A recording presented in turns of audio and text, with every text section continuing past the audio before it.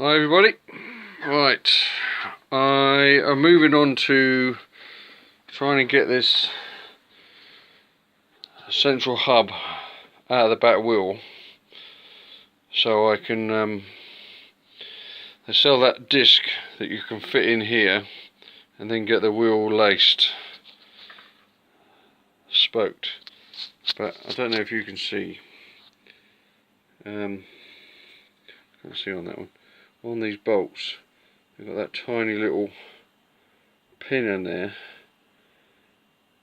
which I ground off, which you can see on that one.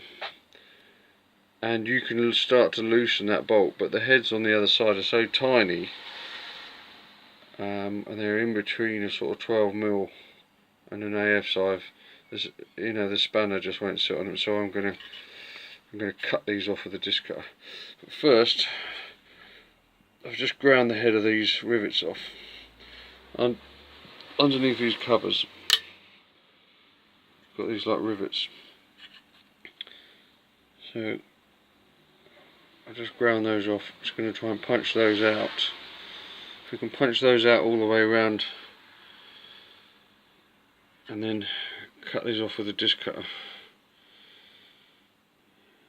Because these, we won't be using these anymore, but the rim and the hub is what's important.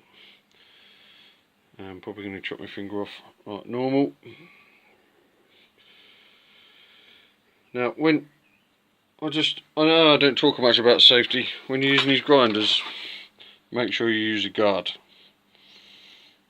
Right, we do a grinding wheel course in the army, but only once I used one without a guard, and I was so used to using one with a guard, I put my finger up there and I stopped the wheel with my finger. I don't know if you can see those scars on there. And hasten to add, it didn't hurt at all, because it cut right through. It didn't cut my finger off, it was very close.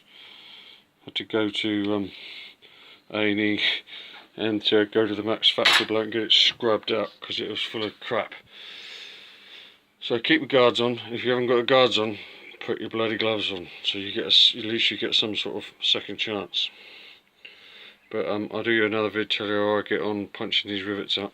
Okay, bye.